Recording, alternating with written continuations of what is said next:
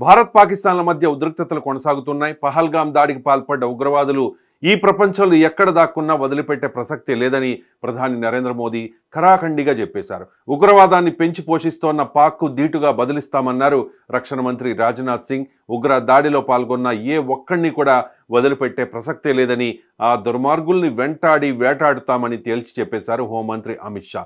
ప్రతిపక్షాలు కూడా పాక్పై తీసుకునే ఎలాంటి చర్యకైనా ప్రభుత్వానికి మద్దతిస్తామని, దేశ రక్షణ విషయంలో రాజకీయం చేయమని చాలా స్పోర్టివ్గా స్పందించాయి. ఉగ్ర దాడికి నిరసనగా భారత్లో ప్రతి ఒక్కరి రక్తం మరిగిపోతోంది. భారత్ తమపై దాడి చేయడానికి సిద్ధంగా ఉందన్న సమాచారం తమకి ఉందని చెబుతోన్న పాక్ తాము కూడా యుద్ధానికి సిద్ధమని పైకి మేకపోతు గాంభీర్యం ప్రదర్శిస్తున్నప్పటికీ లోపల వణికిపోతోంది. పైగా అణ్వస్త్రం ప్రయోగిస్తామని బ్లాక్మెయిల్ చేస్తోంది. పహల్గాం దాడిలో తమ ప్రమేయం లేదని పాక్ వాదిస్తోంది. ప్రపంచ దేశాల్ని నమ్మించే ప్రయత్నము చేస్తోంది.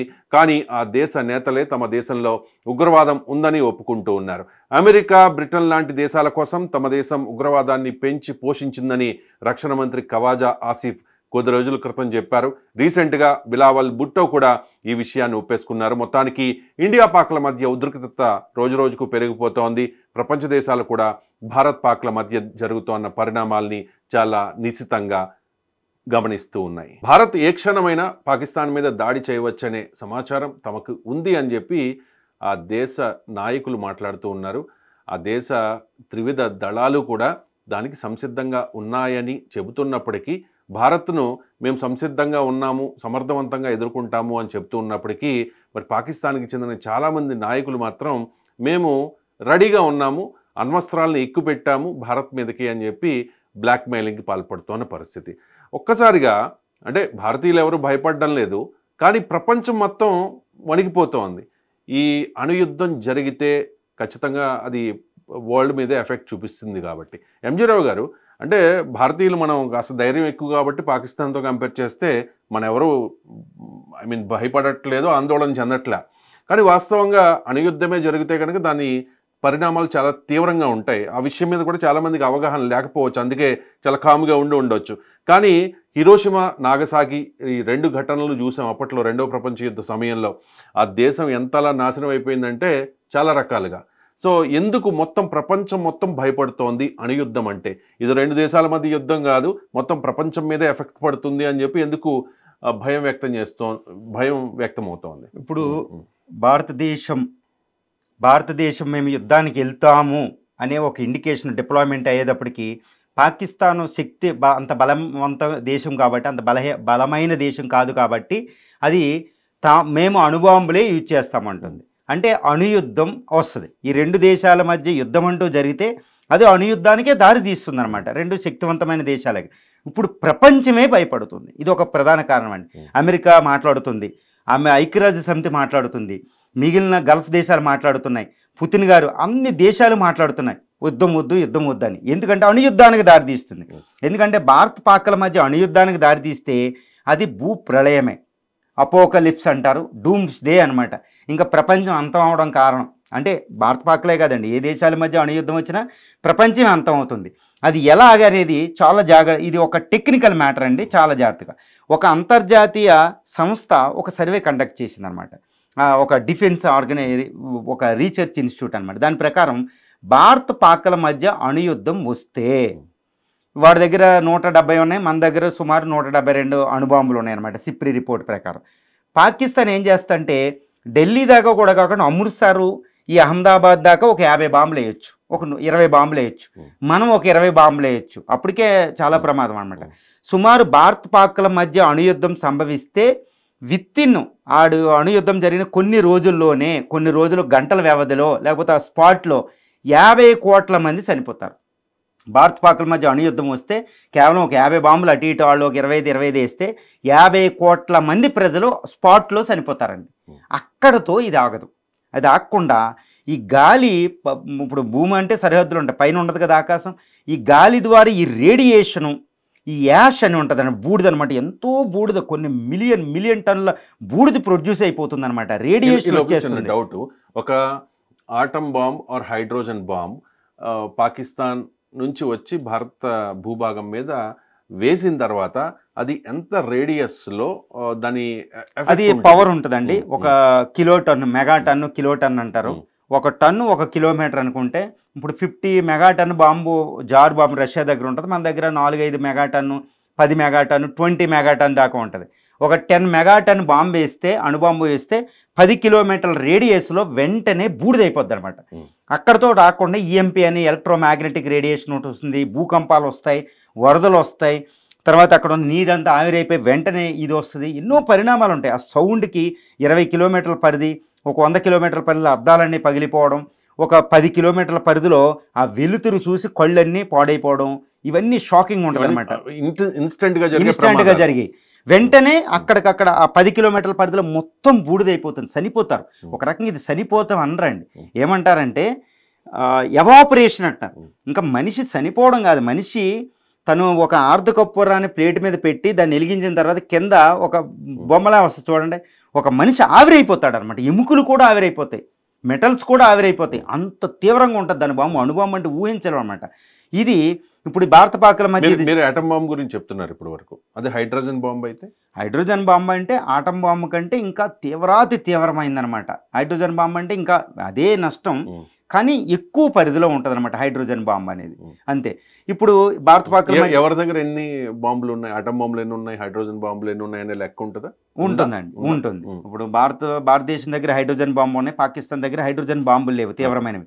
వాడి దగ్గర 170, మనకు 170. రష్యా దగ్గర ఒక 6,000 ఉంటాయి, అమెరికా దగ్గర ఒక 5,000 ఉన్నాయి. అదేవిధంగా నార్త్ కొరియా దగ్గర ఒక 20 బాంబులు ఉంటాయి, ఇజ్రాయెల్ దగ్గర 20 బాంబులు ఉన్నాయి, చైనా దగ్గర ఒక 300 ఉన్నాయి, బ్రిటన్ దగ్గర, ఫ్రాన్స్ దగ్గర. మీరు చెప్పే నెంబర్ అంతా చూస్తుంటే ఈ భూమిని కనీసం ఒక 1000 సార్లు స్మాష్ చేయొచ్చు. అంతే, రైట్, చేయొచ్చు. ఇప్పుడు భారత పాకుల దగ్గరికి వస్తేనండి, ఈ 50 కోట్ల మంది స్పాట్లో చనిపోతారు అదే క్షణం యుద్ధం జరగానే. కానీ అక్కడతో ఆగదు.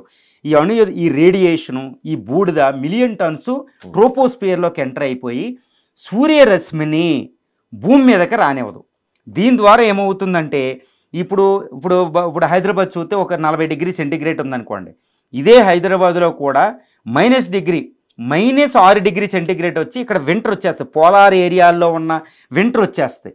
వింటర్ వచ్చేస్తే ఇంకా పంటలు ఉండవు, వర్షం ఉండదు, ఏముండదు, పోలార్ లాగా ఉంటుంది. ఇప్పుడు ధ్రువ ప్రాంతం యొక్క శీతోష్ణ స్థితి ఇక్కడ వస్తుంది. కానీ ఇది ఒక్కసారి కాదు, కిందమ రేడియేషన్ ఉంది, ఫుడ్ లేదు.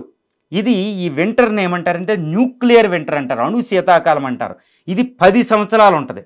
ఇప్పుడు అంటే భారత పాకుల మధ్య అణుయుద్ధం జరిగిన తర్వాత కేవలం 6 నెలల వ్యవధిలో ఈ బూడిద, ఈ రేడియేషన్ ప్రపంచమంతా విస్తరించేస్తాండి. అంటే భారత పాకుల మధ్య 50 కోట్ల మంది చనిపోతే మొత్తం ప్రపంచవ్యాప్తంగా సుమారు 500 కోట్ల మంది ప్రజలు 6 నెలల్లో చనిపోతారు. అందుకే అమెరికా భయపడదు, అందరూ భయపడతారు.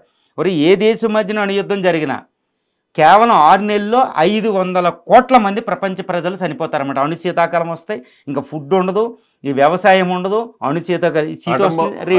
హైడ్రోజన్ బాంబ్ ఒకసారి ఒక చోట పడిన తర్వాత 10 కిలోమీటర్స్ రేడియస్ లో ఇది అంటే ఆ వేడి కానీ అది అంతా కనిపిస్తుంది. అండ్ ఇది ఒక పుట్టగొడుగులా పైకి వెళ్తోంది కదా, దాన్ని ఏమంటారు? Mushroom cloud. ఓకే, అది ఎంత రేంజ్కి వెళ్తుంది ఆకాశంలో? అది ఎంతవరకు వెళ్తుందంటే ట్రోపోస్పియర్ 18 కిలోమీటర్లు, భూమధ్య దగ్గర 18 కిలోమీటర్లు 12 కిలోమీటర్లు ఉంటుంది ట్రోపోస్పియర్, అంటే గాలి వాతావరణం ఉంటుందండి. ఇది దాటి స్ట్రాటోస్పియర్ కూడా ఎంటర్ అయిపోతుంది. స్ట్రాటోస్పియర్కి ఎంటర్ అయిపోతుంది అణుబాంబేలు. కానీ ఈ ట్రోపోస్పియర్లోనే పైన జెట్ స్ట్రీమ్ అని ఉంటాయి. జెట్ స్ట్రీమ్ ఏంటంటే భూమి పైన ఎప్పుడు 10-12 కిలోమీటర్ల పైన ఆ జెట్ స్ట్రీమ్ ఏంటంటే 300-200 కిలోమీటర్ల వేగంతో ప్రయాణిస్తూ ఉంటాయి అన్నమాట. అవి కంట్రోల్ చేస్తాయి భూ వాతావరణం. ఇవన్నీ పొగ, ఇదిగోండి ఈ పేలేది, ఈ మష్రూమ్ క్లౌడ్ లాగా పేలేది పైకి వెళ్ళిపోయిన తర్వాత ఇదిగోండి ఈ పొగ అనేది మొత్తం భూ వాతావరణం ఆక్రమించి సూర్యరశ్మిని రానివ్వదనమాట.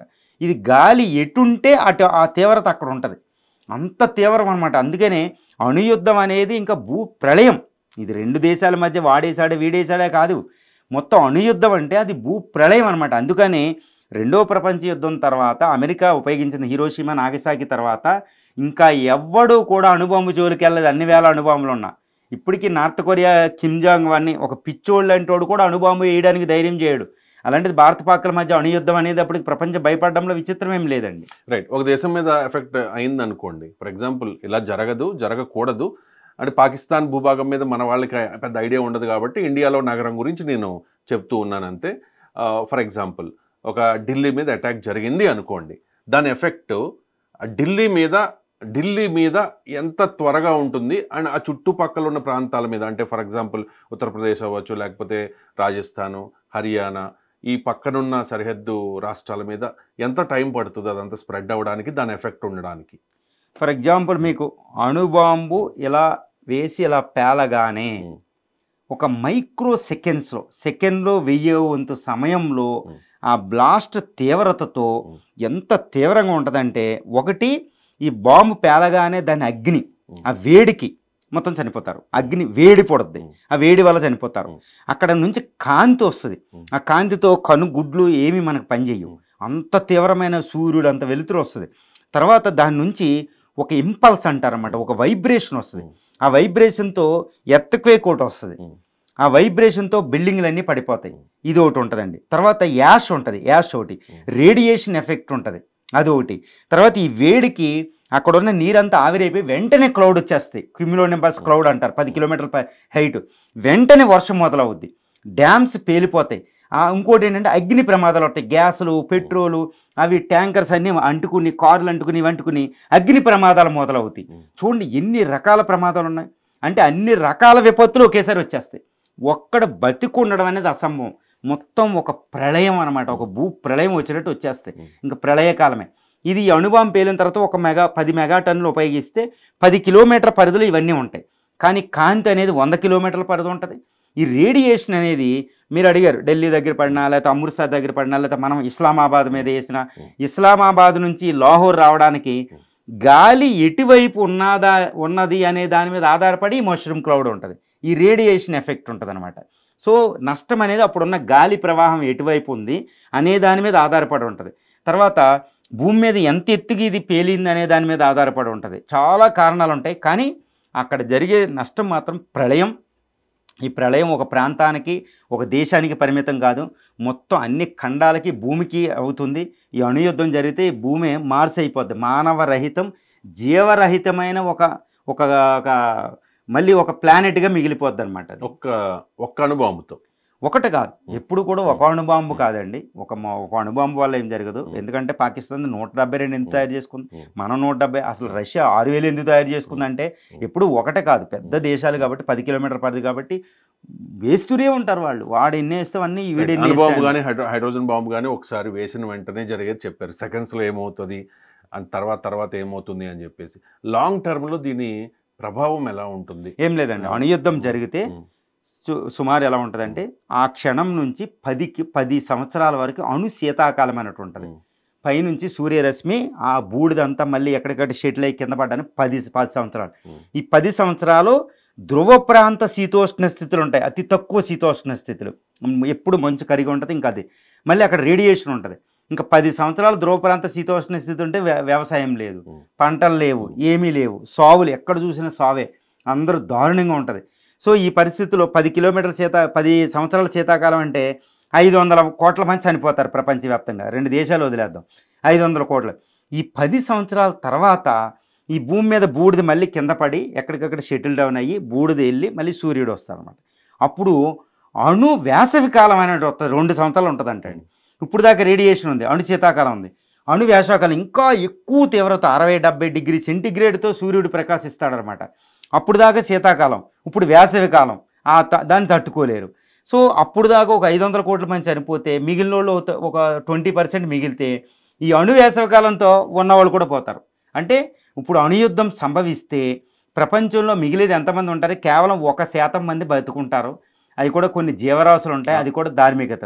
ఇంకా ప్రపంచ దారుణం. అందుకని అంటారన్నమాట, అణుయుద్ధం జరిగితే ఆ క్షణంలో చనిపోయినోడు అదృష్టవంతుడు, అణుయుద్ధం జరిగితే మిగిలిన వాళ్ళు దురదృష్టవంతులు, వాళ్ళు శాపగ్రస్తులు. అలా బతుకు ఉండకూడదు. ఎందుకంటే తోటి వాళ్ళు చనిపోవడం, పిల్లలు చనిపోవడం, మన ముందే క్యాన్సర్లు వచ్చి చూస్తారు, ఫుడ్ లేకపోవడం, క్యానబలిజం అని ఒకరికొకరు చంపుకు తినడం, ఇదంతా అనమాట. ఇలాగే అంటారు. మార్స్ మీద కూడా ఇలాంటి యుద్ధం చేశారు. ఒకప్పుడు వాళ్ళు కూడా ఉండే జీవరాశులు, అలాగే ఒకరికొకరు కొట్టుకుని మార్స్ అంతా ఇలా అయిపోయింది అంటారన్నమాట. సో అణుయుద్ధం జరగకూడదు. అందుకే అణుబాంబులన్నీ ఏం చేయాలనేది ఒకటి. అణుయుద్ధం Bharat, Pakistan, North Korea, America ఎవరి మధ్య జరగకూడదు. అందుకనే ఈ ప్రపంచం అంతా అడుగుతుంది, బాబు ఇండియా పాకిస్తాన్ శాంతించండి, యుద్ధానికి వెళ్ళకండి. ఎందుకంటే వీళ్ళు పిచ్చోడి చేతిలో రాయి ఇక్కడ పాకిస్తాన్, ఇండియా చేయదు. పాకిస్తాన్ మాకు నో ఫస్ట్ యూజ్ పాలసీ లేదండి. సో మేము అణుయుద్ధాన్ని దారితీస్తే ప్రపంచం అంతం. కాబట్టి అందరూ లైన్లోకి వచ్చి రా బాబు యుద్ధం చేయకండి అంటూ ఉంటారు.